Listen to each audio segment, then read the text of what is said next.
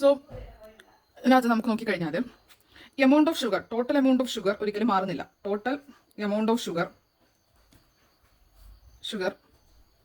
Dozen change ആണ്. Okay, അത് ഷുഗറിന്റെ അളവ് ഇവിടെ മാറുന്നില്ല. ആകെ വെള്ളം ബോയിൽ ചെയ്യുന്നുണ്ട്. 6 ലിറ്റർ ബോയിലായി പോയി. അപ്പോൾ ആദ്യം 28 ഉണ്ടെങ്കിൽ പിന്നീട് എന്തായത് 22 മാറി. കാരണം 6 ലിറ്റർ പോയില്ലേ. സോ അപ്പോൾ ഷുഗറിന്റെ അളവിൽ മാറ്റം വരുന്നില്ല. ആകെ വെള്ളമാണ്.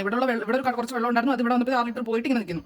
ഓക്കെ, അപ്പോൾ നമുക്ക് എങ്ങനെ എഴുതാൻ പറ്റും? ഷുഗറിന്റെ കണ്ടന്റ് ഫസ്റ്റ് കേസിൽ, അതായത് ഇപ്പം ബോയിൽ ചെയ്യുന്നതിന് മുന്നേ ഷുഗറിന്റെ കണ്ടന്റ് അല്ലെങ്കിൽ ഷുഗർ എത്ര ഉണ്ടെന്ന് എങ്ങനെ അറിയാൻ പറ്റും? ഷുഗറിന്റെ എമൗണ്ട് എന്ന് പറയുന്നത് ടോട്ടൽ വോളിയം അഥവാ 28, അഥവാ ഞാൻ ടോട്ടൽ വോളിയം, ആ സമയത്തുള്ള ടോട്ടൽ വോളിയം എത്രയാണോ V1 എന്നെടുക്കുകയാണെങ്കിൽ ഇൻറ്റു അവിടുത്തെ ഷുഗറിന്റെ percentage. So percentage of sugar content. Okay, sugar കണ്ടന്റിന്റെ പെർസെൻറ്റേജ് എന്ന് ഞാൻ P1 എന്ന് എഴുതിയാൽ ഓക്കെ, അതിന്റെ പെർസെൻറ്റേജ് കൊണ്ട് തന്നെ മൾട്ടിപ്ലൈ ചെയ്താൽ നമുക്ക് ഷുഗറിന്റെ എമൗണ്ട് കിട്ടും. അപ്പോൾ നല്ല ഷുഗർ ആഫ്റ്റർ ശേഷമോ ആഫ്റ്റർ ബോയിലിംഗിന് ശേഷം ഷുഗറിന്റെ കണ്ടന്റ് എന്താ? അപ്പോഴത്തെ ടോട്ടൽ വോളിയം ഷുഗർ കണ്ടന്റ് എന്ന് പറഞ്ഞാൽ total volume after boiling into അപ്പോഴത്തെ പെർസെൻറ്റേജ് ഓഫ് ഷുഗർ കണ്ടന്റ്, അതിനെ P2 എന്ന് വിളിക്കാം. പക്ഷെ ഒരു പ്രത്യേകത എന്താ? ഇവിടെ ആകെ വെള്ളം മാത്രമേ പോകുന്നുള്ളൂ. സോ അതുകൊണ്ട് തന്നെ ഷുഗർ ബിഫോർ ബോയിലിംഗും ഷുഗർ ആഫ്റ്റർ ബോയിലിംഗും സെയിം ആണ്. ബിഫോർ ആയാലും ആഫ്റ്റർ ആയാലും ഷുഗർ കണ്ടന്റ് സെയിം ആണ്. അതായത് ഇത് രണ്ടും സെയിം ആണ്. സോ അതുകൊണ്ട് തന്നെ V1 P1 which is equal to V2 P2 ആണ്. അപ്പം അക്കോർഡിംഗ് ടു ദിസ് ക്വസ്റ്റിനോട് വരുമ്പോൾ നമുക്ക് ഈ P1 P2 നമ്മൾ പെർസെൻറ്റേജുകൾ എഴുതിയാലും നോർമൽ വാല്യൂ എഴുതിയാലും നോക്കും. ഞാൻ എഴുതാം ഫസ്റ്റത്തെ വോളിയം എത്ര? 28. അപ്പം എത്ര ഷുഗർ കണ്ടന്റ് ഉണ്ട്? 26.4%.